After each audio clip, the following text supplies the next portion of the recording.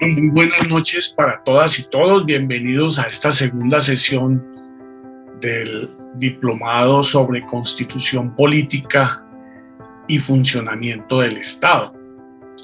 Espero que hayan tenido una muy buena semana y en el día de hoy vamos a tocar un tema muy importante que son los antecedentes y el contexto histórico de la Asamblea Nacional Constituyente y la promulgación de la Constitución de 1991. Queremos, antes de iniciar esta actividad, agradecerles a todas y todos por sus comentarios y por las vistas tan importantes que han tenido en el desarrollo del diplomado. Algunas personas nos han solicitado que les ayudemos a revisar cómo se busca o cómo se encuentra el banco de preguntas de cada una de las sesiones, y para ello al final vamos a mostrar un video donde desde el celular cómo se identifica tanto el banco de preguntas como dónde están las actividades que se deben desarrollar cada semana. Las personas que no las han realizado no se preocupen, que pues pueden realizar en cualquier momento. Igualmente queremos decirles que así como durante el estudio de las guías que tienen que realizar cada semana, tienen que leer varias veces el texto, primero una lectura exploratoria, después mirar el vocabulario, después hacer una línea de tiempo, después hacer un análisis de actores, finalmente hacer un análisis espacial y hacer un resumen. Igualmente les corresponde hacerlo con los videos, no hay necesidad de leer, pero no basta con una sola vista, con una sola mirada. Es bueno que tomen notas, que pausen el video, que revisen, y cuando tengan dudas, tengan preguntas, tengan inquietudes, tengan alguna duda sobre algún tema, pues pregúntenle a Google, pregúntenle a Wikipedia, pregunten. No nos quedemos con las inquietudes, sino que profundicemos, y los temas que nos llamen la atención los pueden consultar para que pues de esa manera pues tengan una noción más clara y precisa sobre cada uno de los temas. Pues aquí solamente hacemos un flash rápido sobre cada uno de los temas, no nos podemos detener por lo corto del tiempo. Igualmente queremos que cada una de ustedes y cada uno de ustedes realicen la suscripción al canal de la Fundación Siglo XXI Educación para Adultos y el programa de Bachillerato Móvil para Adultos. De esa manera, cada semana recibirán la notificación sobre el tema. Es muy importante para nosotros que ustedes a las 8:30 de los miércoles se conecten en tiempo real. Esta vez logramos una participación de más de 52 personas, que fue muy interesante. A estas alturas, 8 días después, ese video lo han reproducido cerca de 400 veces. Eso nos da mucha tranquilidad. Sabemos que nuestros egresados, nuestros estudiantes, muchos están viendo los videos. Algunos todavía no han realizado sus comentarios, que es la forma de llamar a lista. Al final de este video encontrarán un reconocimiento a las personas que dejaron sus comentarios. Bueno, sin más antecedentes, quiero decirles que este tema del día de hoy pues tiene una parte amplia sobre el contexto en el cual en la década de 1990, 1980, 1990, principios de los 90, pues cómo estaba el contexto histórico, social, político, de violencias, de corrupción que había en ese momento, y cómo la Constitución o la Constituyente de 1991 se convirtió en una alternativa y logró unificar a muchos sectores que en ese momento eran antagónicos que tenían grandes contradicciones, sin embargo lograron hacer una unidad, impulsar la asamblea y al interior de la asamblea en 5 meses desarrollar un temario muy importante que dio como resultado una de las constituciones que a nuestro modo de ver son más completas, más modernas, más progresistas, más garantistas, como lo vamos a ver durante el desarrollo de nuestro diplomado. En este diplomado no vamos a entrar todavía a analizar el tema de derechos, que es un tema muy importante. No vamos a mirar todavía el tema de los poderes públicos, porque lo vamos a ver más adelante. Uno de los propósitos de este diplomado es que ustedes conozcan la estructura y el funcionamiento del Estado. Bueno, sin más preámbulos, agradecerles su participación. Esperamos que el tema del día de hoy les satisfaga, les haga recordar muchas de las situaciones que seguramente desde diferentes partes del país ustedes vivieron, y con toda seguridad pues nos va a dar los elementos para entender por qué esa Constitución juega un papel tan importante en la vida republicana de nuestro país. Bienvenidas y bienvenidos todos. Los antecedentes y el contexto histórico de la Asamblea Nacional Constituyente. Como ya dijimos en la sesión anterior, la Asamblea Nacional Constituyente de 1991 encuentra sus orígenes en la salida pactada para superar la violencia bipartidista desatada con ocasión del asesinato del dirigente liberal Jorge Eliezer Gaitán en 1948 y que se extendió por todo el país hasta 1957. Mediante 2 pactos, los partidos tradicionales enfrentados a muerte decidieron repartirse el poder de manera paritaria, creándose el Frente Nacional. El primero de estos pactos es el Pacto de Benidorm, realizado el 24 de julio de 1956 en esa ciudad española. El segundo pacto es el Pacto de Sitges del 20 de julio de 1957, un año posterior, y que fue refrendado por el plebiscito del 1 de diciembre de 1957, donde quedó definida la fórmula de paridad en el ejercicio del poder y proporcionalidad en la asignación de las curules y de los cargos públicos. Al materializarse la repartición paritaria del poder, no duró los 16 años pactados, sino durante 24 años así. El primer presidente elegido durante el Frente Nacional y el acuerdo paritario de alternancia en el poder fue el doctor Alberto Lleras Camargo, del Partido Liberal, quien gobernara entre 1958 y 1962. Como ya se sabía, el siguiente en ocupar la presidencia tendría que ser del Partido Conservador. Le correspondió al doctor Guillermo León Valencia, que gobernó desde 1962 hasta 1966. El tercer presidente de este Frente Nacional por parte del Partido Liberal, como correspondía, le fue otorgado a Carlos Lleras Restrepo, quien gobernaría entre 1966 y 1970.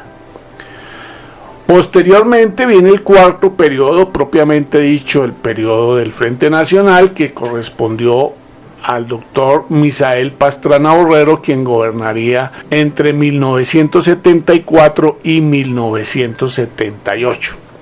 Técnicamente ahí finalizaría el Pacto Nacional, pero la inercia, la comodidad en la que se encontraban los partidos llevó a que nuevamente el Partido Liberal, en cabeza del doctor Alfonso López Michelsen, gobernara entre 1978 y 1982, seguido por un sexto periodo, también bipartidista, por este caso por el Partido Conservador del doctor Belisario Betancur Cuartas, quien gobernaría entre 1982 y 1986.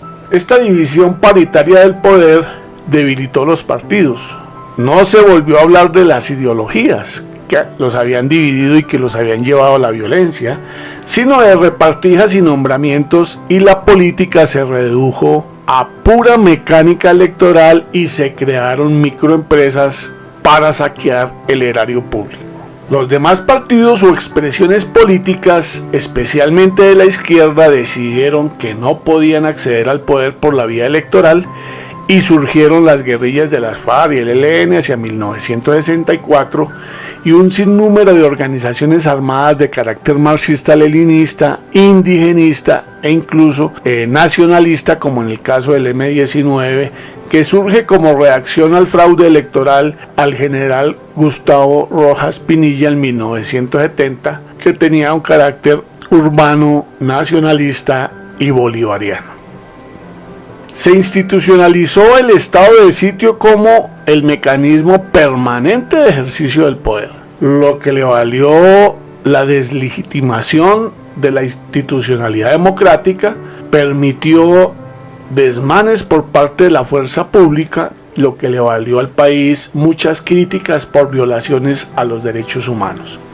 El estado de sitio ya no era un estado de excepción, sino era el estado permanente con el que se gobernaba durante este periodo.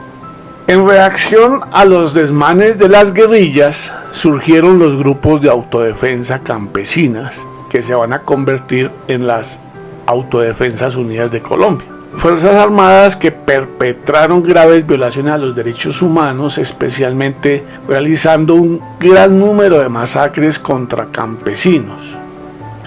Por otra parte, el ambiente no podría estar peor. El narcotráfico, como poder emergente económico, se alió con diversos actores de la política nacional y a partir de su desenmascaramiento y persecución se realizó una guerra donde el cartel de Medellín sembró el terror contra la población civil. Así recordamos el carro bomba al periódico El Espectador del 2 de septiembre de 1989, el carro bomba al edificio del DAS el 6 de diciembre de ese mismo año.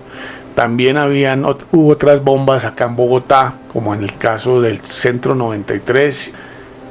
En este mismo periodo vamos a encontrar que la violencia política tiene sus consecuencias y se expresa en la muerte de por lo menos 4 dirigentes de carácter nacional, como es el caso del dirigente de la Unión Patriótica Jaime Pardo Leal, asesinado el 11 de octubre de 1987. Posteriormente, Bernardo Jaramillo Osa, también de la Unión Patriótica, partido que se ha documentado que fue víctima de un genocidio por parte de organismos paramilitares con la aquiescencia y el respaldo del Estado colombiano. Bernardo Jaramillo Osa es asesinado el 22 de marzo de 1990. Posteriormente, y recién firmado el acuerdo de paz con el M-19, es asesinado Carlos Pizarro el 26 de abril de 1990. Previamente se había sucedido el magnicidio contra Luis Carlos Galán, dirigente natural del nuevo liberalismo, asesinado el 18 de agosto de 1989. En ese ambiente de violencia, de desinstitucionalización producto del Frente Nacional y el ejercicio del poder paritario, el surgimiento de las guerrillas, el surgimiento del paramilitarismo y en plena guerra con el cartel de Medellín, hay que sumarle otro elemento que es la firma del acuerdo de paz entre la guerrilla del M-19 y el gobierno colombiano, que se va a dar el 9 de marzo de 1990 en Caloto, Cauca, donde se sentaron como las bases para lo que ellos llamaron que podría venir a ser un diálogo nacional. Es así como en ese ambiente los jóvenes universitarios vienen a pregonar una propuesta de reforma constitucional a fondo que permitiría generar un espacio para un diálogo nacional para la reconciliación, la modernización y enrumbar a la sociedad colombiana. En general podemos decir que el ambiente de violencia, zozobra y debilidad institucional reinante en el país encontró en la Asamblea Nacional Constituyente un camino para realizar una reforma constitucional que podría servir para generar un espacio de diálogo, de reconciliación y de paz, y así avanzar en la modernización de la sociedad colombiana, logrando el respaldo de múltiples sectores sociales y políticos que vieron en su realización una esperanza de transformación y cambio. Segunda parte: el movimiento de la séptima papeleta.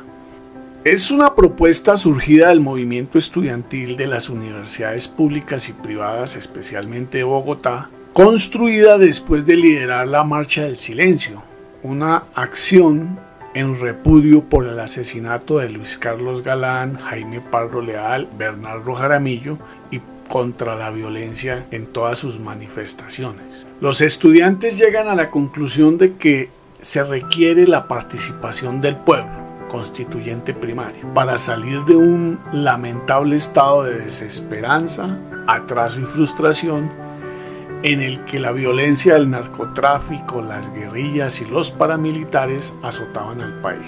Entre tanto, la clase dirigente, apoltronada en el Congreso, era incapaz de reformarse y reformar las instituciones. Luego de intentos fallidos de reforma y modernización de la Constitución por parte de los presidentes Alfonso López Michelsen, Julio César Turbay Ayala y el presidente Virgilio Barco, en esta última se queda sin piso jurídico los acuerdos de paz con el M-19, no se ve otro camino que convocar directamente al pueblo para hacer unas reformas a la maltrecha institucionalidad colombiana.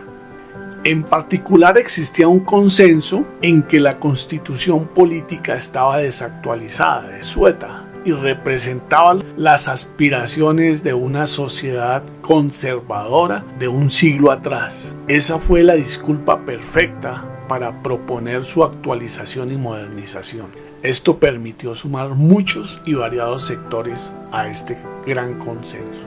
Es así como para las elecciones parlamentarias y municipales del 11 de marzo de 1990 se propone introducir una séptima papeleta que preguntara a los colombianos si apoyaban la realización de un cambio institucional o cambio en la Constitución Nacional. Se obtuvieron 2 millones de votos, lo que fue un gran éxito. Apoyándose en ese resultado, el presidente Virgilio Barco Vargas expide un decreto de estado de sitio solicitándole a las autoridades electorales que contabilicen oficialmente esta papeleta. La Corte Suprema de Justicia, que había declarado improcedentes los mecanismos de reforma anteriores a la Constitución, avala el procedimiento y se abre una ventana de oportunidad para introducir las reformas que muchos sectores de la sociedad proponían y aspiraban. El nombre de la séptima papeleta se refiere a que en las elecciones de Congreso y locales había otras 6 papeletas. En ese momento no existían todavía los tarjetones electorales. En una primera papeleta estaban los nombres de los candidatos al Senado. En una segunda, los nombres de las aspirantes a la Cámara de Representantes. En una tercera papeleta estaban quienes aspiraban a ir a las asambleas departamentales.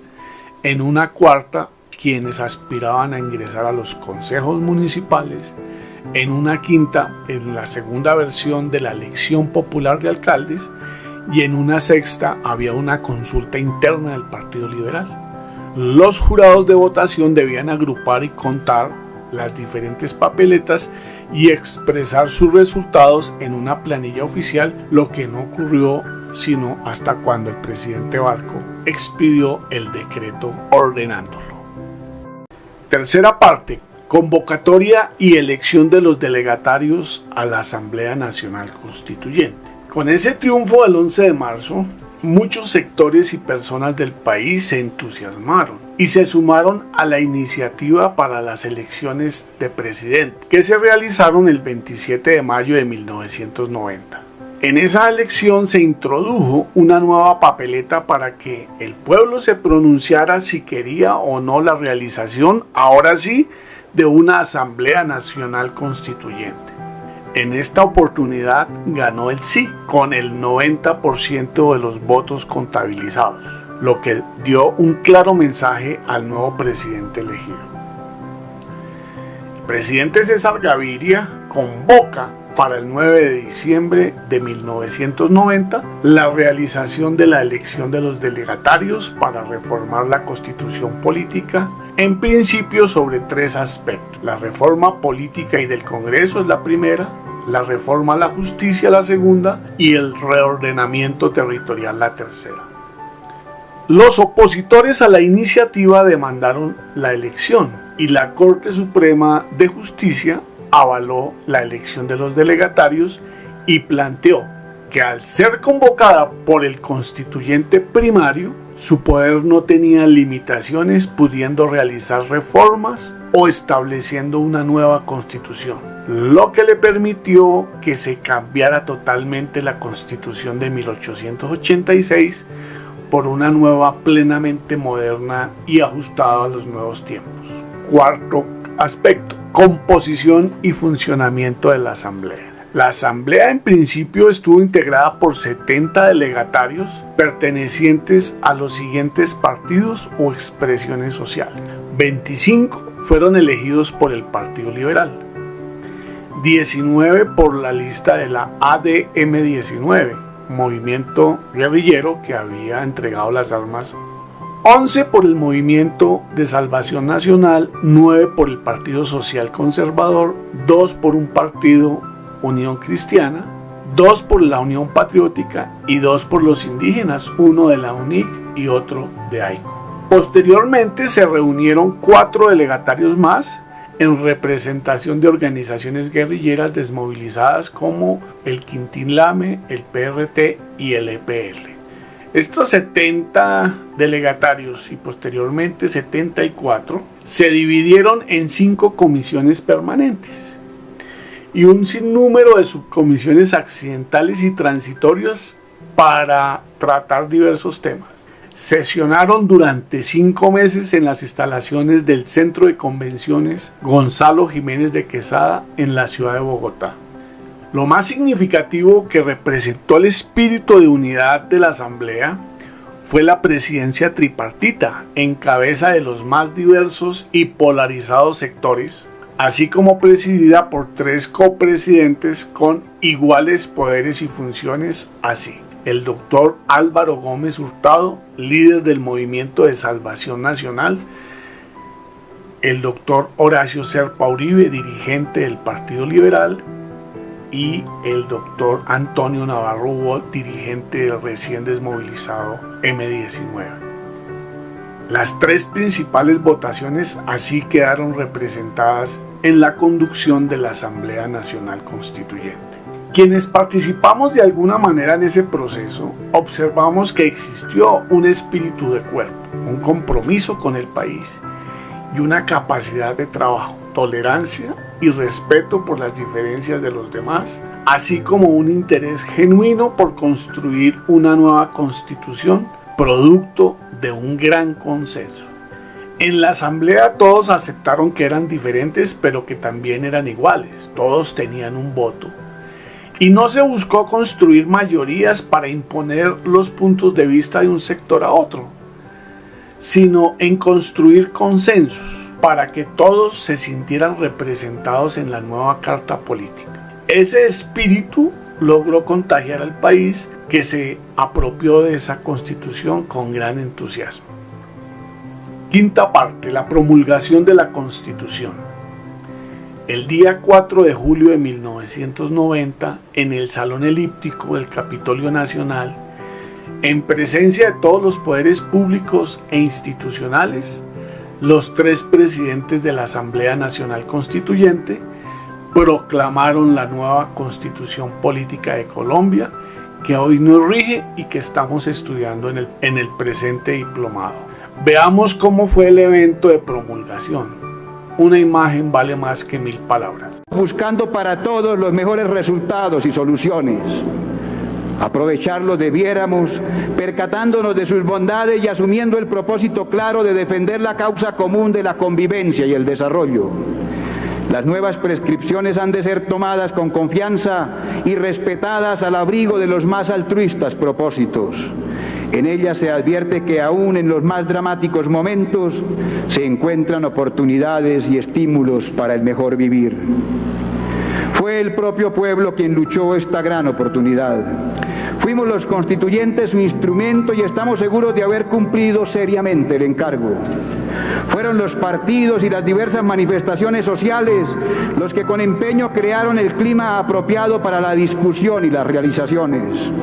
Fue el presidente César Gaviria quien con su liderazgo y atención impulsó el proceso, lo hizo viable, lo estimuló constantemente, lo alimentó con ponderadas propuestas y lo defendió del escepticismo, la desconfianza y aún de la malquerencia de los que nunca entendieron sus bondades.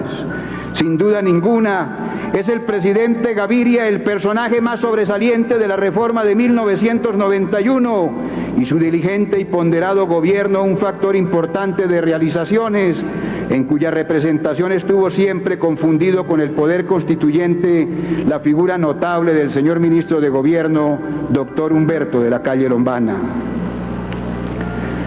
El liberalismo en la constituyente le cumplió al pueblo colombiano.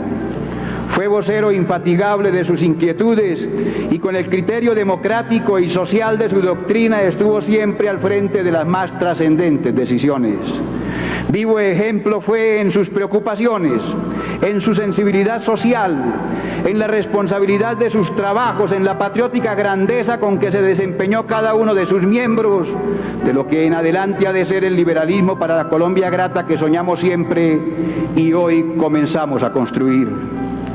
El mérito de este trabajo, que no vacilo en calificar de memorable, fue de la Colombia representada en estos queridos 74 colombianos, liberales, conservadores, de la Alianza Democrática M19, de Salvación Nacional, de la Unión Patriótica, del EPL, Quintín Lame y PRT, cristianos, indígenas, políticos y obreros, ricos y pobres, capitalinos y provincianos, intelectuales, campesinos, exguerrilleros, Colombia entera en el recinto de las más ponderadas deliberaciones, todos igualmente preocupados, todos igualmente bien intencionados, todos igualmente patriotas, produjeron un resultado de enorme beneficio, la posibilidad saludable de la paz. Ojalá llegue muy pronto para los colombianos y los 30 millones de hermanos que a partir de hoy comulgan con los propósitos inigualables de la Constitución de 1991, dispuestos estén a participar en la formidable empresa de convertir a Colombia en la patria convivente y justa que todos tenemos derecho a gozar. Que así sea por la grandeza de Colombia.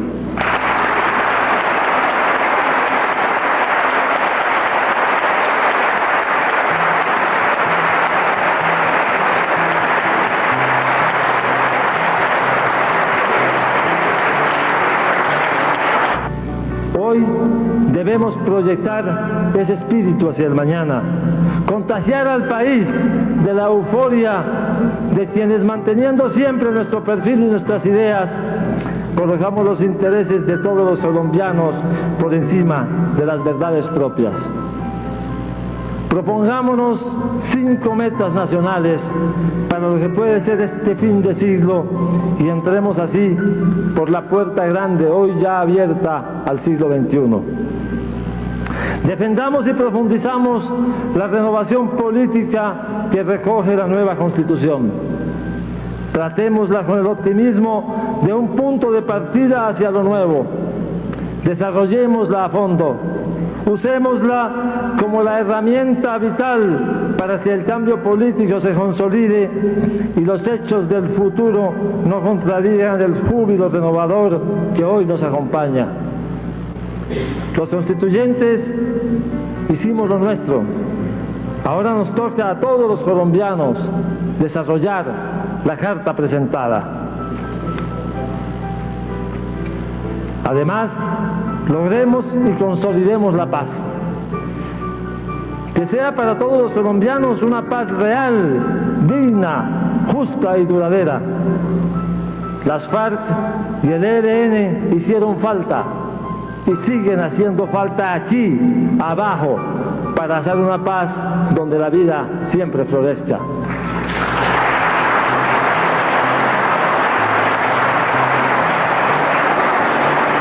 Construyamos además un nuevo modelo de desarrollo económico donde quepamos todos. Un modelo en el cual, a la par que mantengamos la dinámica del crecimiento, incorporemos a él a toda nuestra economía, la informal, la formal. Creemos nuevas y justas relaciones entre capital y trabajo. Edifiquemos empresas que no le tengan miedo al riesgo y a la competencia. En pocas palabras, reemprendamos el propósito, al parecer hoy desfallecido, de una industrialización rural y urbana que integra el país y que contemporice con las condiciones del mundo actual. Consigamos la justicia social tan largamente aplazada para que en Colombia por fin la democracia tenga sabor a leche y a miel para todos. La justicia para ese 25% de la población marginada que nuestra sociedad reproduce aparentemente sin salida, pero que ahora, con las herramientas nuevas de la Constitución, puede y debe lograrse. Y por último, avancemos con ahínco, con terquedad hacia la integración con nuestros más cercanos vecinos, con el continente sudamericano, con los hermanos de América Latina y también, ¿por qué no?, con la a veces incómoda pero siempre presente potencia del norte sobre el respeto mutuo como base. Colombianos, cumplimos el mandato del 9 de diciembre. Pasamos las páginas de la historia cambiando 1886 por 1991. Las puertas del porvenir están abiertas y a través de ellas se asoma el nuevo país. Ahora, cumplida la misión, nos toca a todos, a ustedes y a nosotros, a quienes creímos y a quienes no creyeron, construir una Colombia de la dimensión de la Constitución que hemos forjado. Un país donde vivamos con fe y pongamos con orgullo en manos de nuestros hijos y de los hijos de nuestros hijos el mañana. Muchas gracias.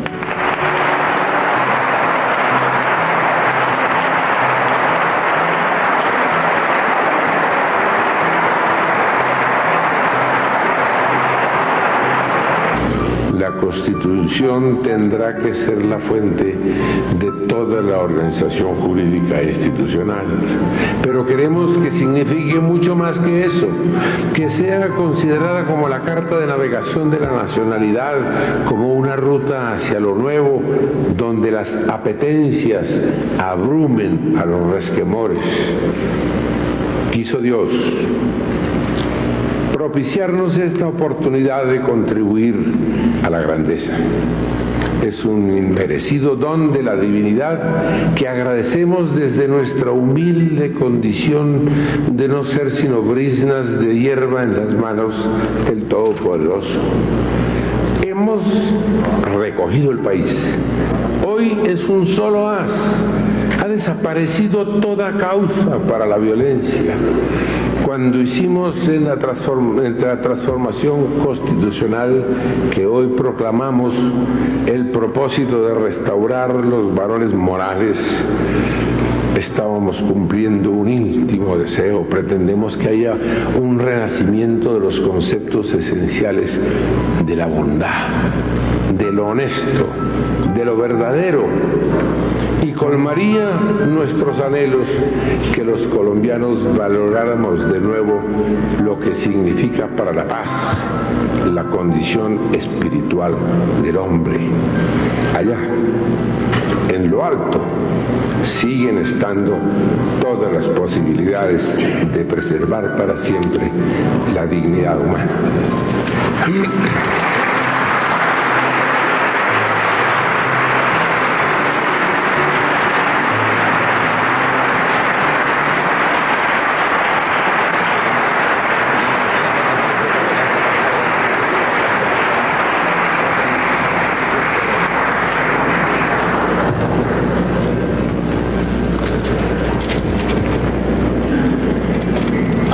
Presidentes de la Asamblea Nacional Constituyente, les solicitamos que se sirvan a acercarse a la mesa para la proclamación.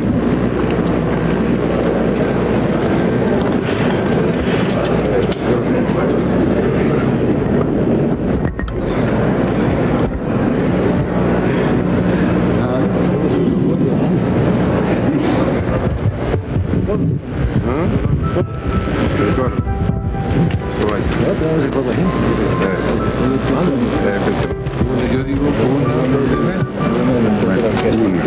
2 y 3. En nombre de la Asamblea Nacional Constituyente, los presidentes, en representación del pueblo, proclamamos la nueva Constitución de Colombia.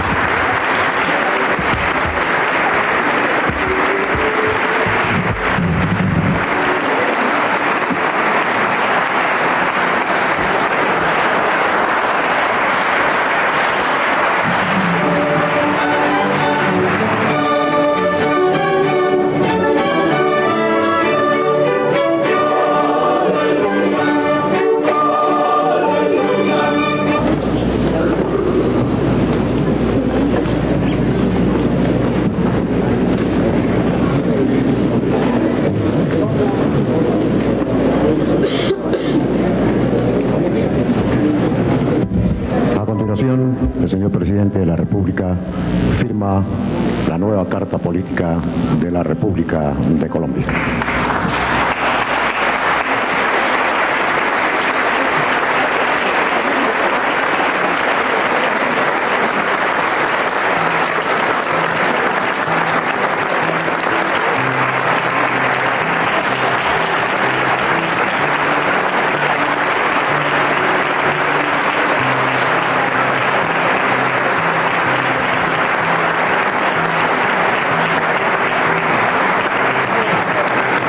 Y hace lo propio el señor ministro de Gobierno, Humberto de la Calle Lombardo.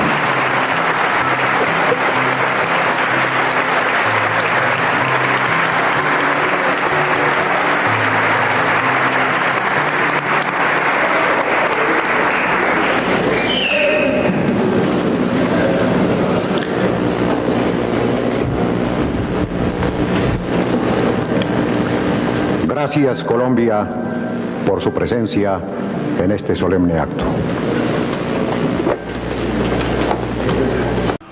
Hoy queremos hacer un reconocimiento a todas las personas que participaron en la primera sesión, dejándonos sus comentarios y observaciones muy interesantes todas. Entonces agradecemos especialmente a la señora Ana Lucía Moreno, a la señora Claudia Crespo, a don Samuel Moreno Romaña, nuestro coordinador en la ciudad de Quibdó, a Roberto Arturo Chitiva, nuestro egresado, a la señora Olga Elena Carvajal del programa de adulto mayor, a don Davis Hoyos, a Robeiro Guarín Blandón, también egresado nuestro, a la señora Marta Hernández López, que es nuestra coordinadora académica, a Roswell Rosero, a Belsi Castro Díaz, a César Martínez, don César, a la señora Isabela Jaramillo Y desde Nariño a la señora Nelcy Toro, Maye Camacho, César Martínez, Marta Castaño, la señora Maritza Bedoya, Milena Amador Serna, Edwin Moreno, Andrea Castrillón, Gisela Saac, Wilmar Mosquera, Eder Mosquera Córdoba, Carlos Orduz, Denis Mosquera, a nuestro egresado don Félix Moreno, Luz Edilma Sueche, Glendy Urrutia, Margarita Zuluaga, Aleida Díaz, Sandra Cifuentes, Gilma Rentería, Hasley Arboleda, Estela Macualo, don Luis Estrada, don Fredis Rentería, Eulise Asprilla y don Darío Macías. Todos ellos hicieron importantísimos aportes y queremos darles las gracias de manera especial. Esperamos en la próxima sesión, en el próximo video, agradecerle a otro grupo importante de personas.